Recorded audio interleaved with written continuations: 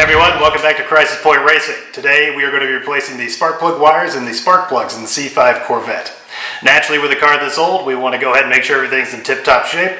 So we're going to go and replace these really old spark plug wires and spark plugs out of there. Make sure our engine's running at maximum power. So a couple things I learned in this process was to get yourself a real pair of spark plug boot pullers. I ended up with this piece of garbage from Napa Auto Parts. As you can see, it's a wreck.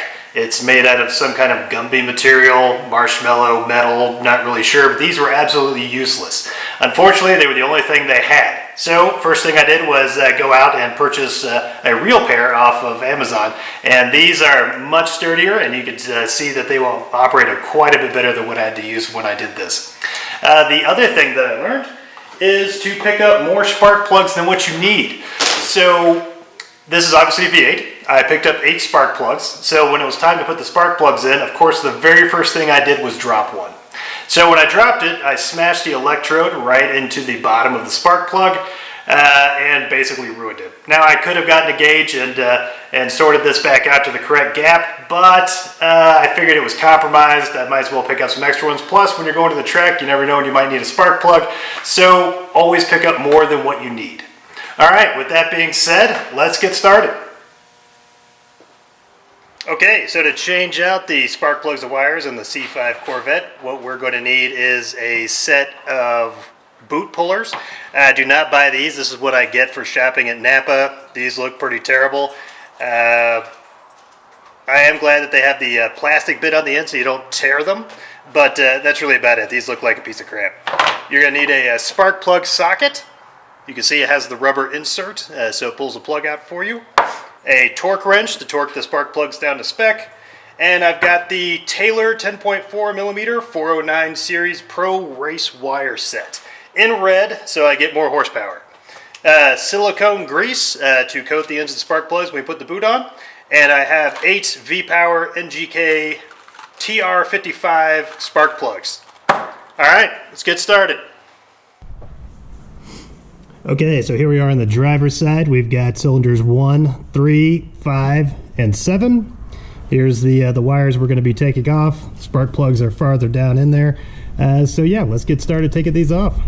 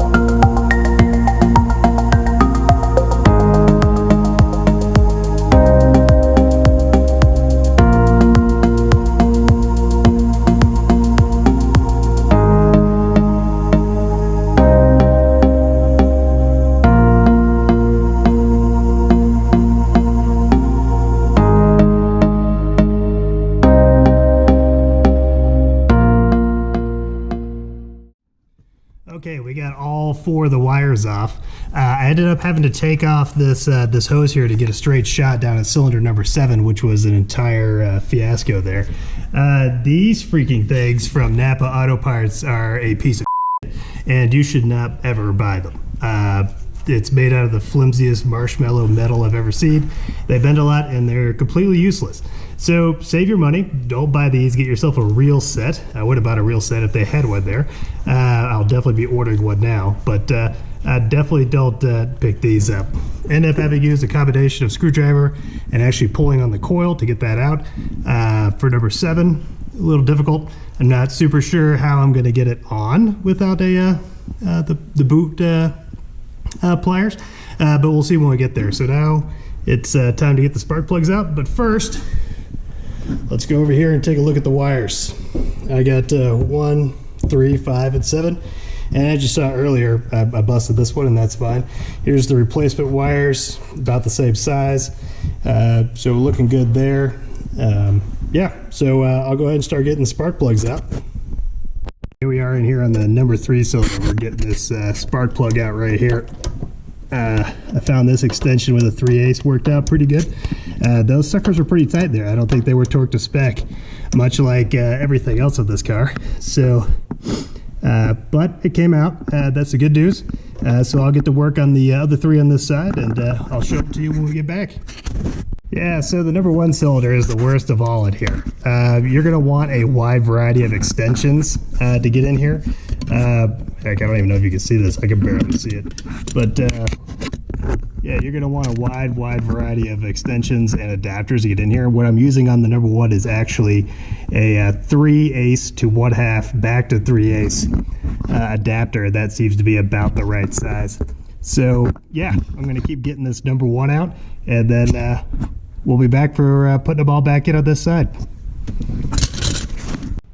Okay, so that's 4 spark plug wires and 4 spark plugs out. The number 7, not the number 1 as I was saying earlier, is a real pain to get out of there. It's beneath a bunch of hoses, kind of a pain. But you know, on the whole, I'm pretty sure these are the stock spark plugs that came with this. So for being 17 years old, not horrible. Definitely need to be replaced though. Yeah, so we'll get back under the hood and we'll start taking a look at replacing these. The one thing we want to do is make sure that when we put these boots on, we get lots of nice dielectric grease on our porcelain end of the spark plug up here before we put the boot on. And we want to make sure that we put a dab of synthetic oil on the threads of our new spark plugs before we put them in there. No anti-seize or anything like that that can mess up the torque spec. Okay, let's get to it. Okay, so here we are in the number 1 cylinder. As you can see, I've got the spark plug back in there. I've got the torque wrench attached, and we're going to go ahead and torque this down to 11 foot-pounds is the spec for this. Not going to have a lot of room to navigate in here, but you can, with a little bit of ingenuity and a large supply of extensions, be able to get in here and get these torqued out to the proper spec. So I'm going to go ahead and get this torqued out, and there it is. Hear the click, 11 foot-pounds for these spark plugs. So what I'm doing to get these back in here is basically just taking the spark plug socket and putting the spark plug in there, and then using a variety of extensions and swivels to make sure I can line it up and get it in there. I find something to be extremely useful in these tasks is to get one of these nice handheld mirrors, so you can kind of reach under there and see where the hole actually is to put the spark plug in. Very handy to get the kind of angle of approach. Although it is kind of simple, they're all kind of at the same angle, kind of canted toward the left a little bit. But I do find this easy to kind of place down in the engine bay so I can see where the hole is and then guide it with the socket. So we're coming up on the last one now, the number 7, and I don't know if you can see that or not in the mirror. Let me see if I can move this around a little bit and see if I can get in here. But if you can see in the mirror that one of the nice things about these spark plug holes is that the entryway is kind of nice and tapered down, so it's only the one place you can go with the spark plug. So once you kind of get it in the groove, it'll kind of naturally fit in there. Now I don't know how this is going to go at number 7. This was the worst one to get out, and there's definitely a lot of hoses in the way. But going to give it a shot, see if we can get in there, and that'll be the last set for the driver's side. So we'll start up here, but yeah, as you can see, with a little bit of finagling, moving this hose around down here, I was able to get the torque wrench onto all 4 of these spark plugs. So if you have the, even if you don't have a flex head ratchet for this, you should be able to get the torque wrench on all 4. I just got it to click. You see it here. Hold on, I gotta get tightened up.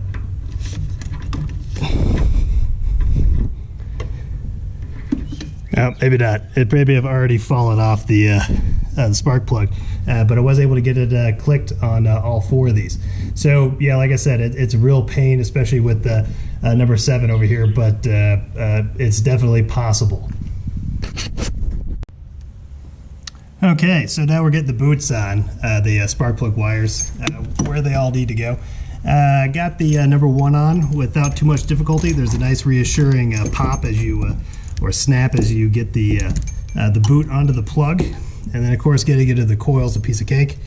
I don't know if you guys actually want to watch me struggle with this, but we'll put on some good background music, and you guys can watch me try to get on number 3.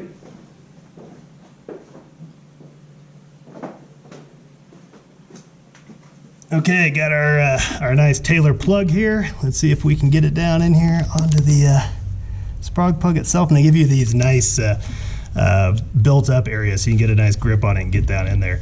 So we'll go ahead and make sure this is aligned properly, number 1, and then bring it on up. Let's see if we can get it on there. All right, looking good so far. Not hearing a pop yet. Stupid pipes in the way, the exhaust gas recycler. There we go. Felt it slip on there. Let's go ahead and take a screwdriver real quick and just make sure.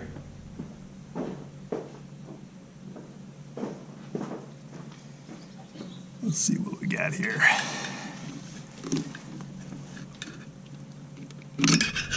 Alright. Yeah, I don't feel that wanting to go on any more than what it does. Okay. And I'm not actually going to attach this to the coil yet because I want to leave it out of the way so I can get to 5 and 7. But basically, that's the process for that.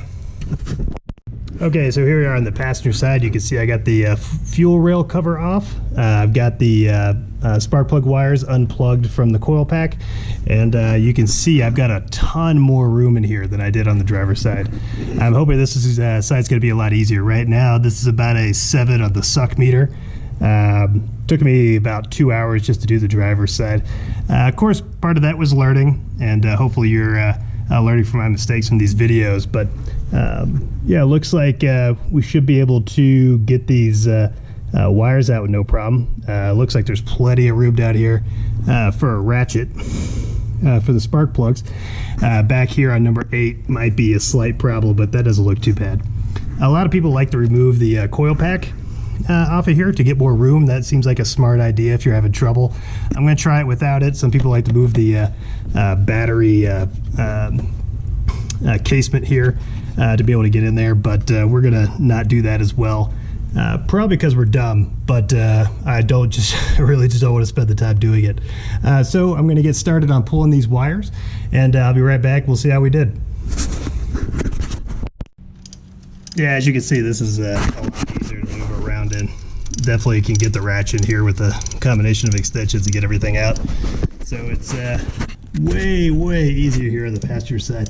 Getting the spark plug wires off was a bit of a pain, but not nearly as much as the number 7 cylinder in the back. So yeah, pretty much a piece of cake here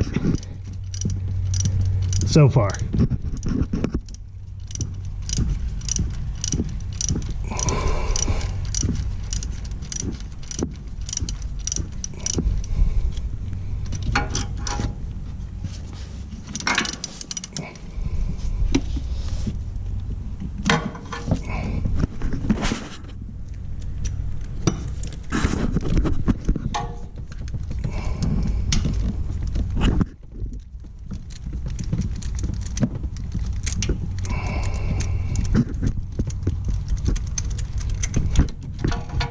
And there we go.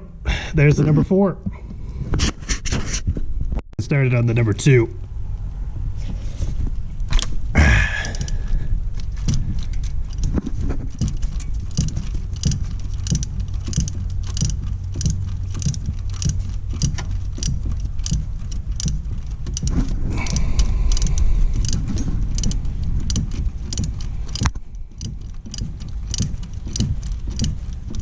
As you can see, I'm using my magic combination of a 3/8 to 1/2, 1/2 back to 3/8, a short extension, and then the socket. That's ingenuity right there.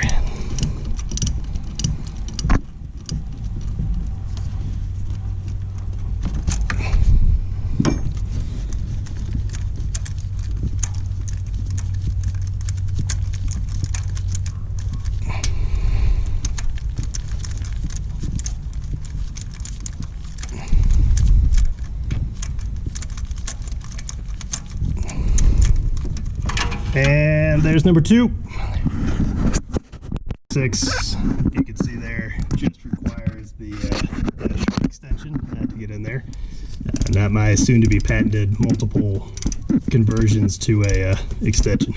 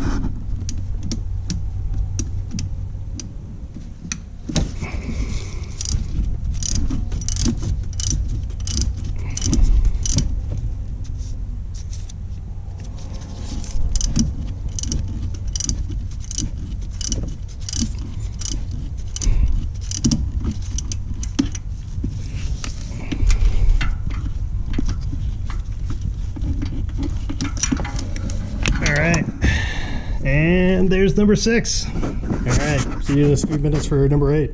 Number 8 just again just requires a short extension down there to get to it. Not too bad. All in all, this side has been ridiculously easy compared to the driver's side. Number 7, super pain. Number 1, not as bad, but certainly wasn't easy. There's just a lot more over there. You got your brake fluid reservoir, alternator, everything over there is a bit of a pain. But yeah, number 8's coming out just fine. I expect these to actually go in a little bit easier than they come out. So yeah, I'll get back to you as soon as we're ready to put the new plugs in. So doing the number 4 first, by far the easiest spark plug on this car. Gonna torque it down to 11 foot-pounds. And there we are. Cylinder 4 complete. Okay, here we are in cylinder number 8 with the torque wrench. Proof that you can get a torque wrench on every single one of these. Yeah, so we're going to go ahead and torque this up to the required 11 pounds. And that should be it. I got the wires on cylinders 2 and 4. I'll do 6 and 8 after this. Passenger side, way easier than the driver's side. This probably took me, I don't know, 30-45 minutes to do. The other side was about 2.5 hours, just due to the difficulties of maneuvering around in that section. So yeah, that's spark plugs and spark plug wires on the C5 Corvette. Don't forget to like and subscribe, and we'll see you next time.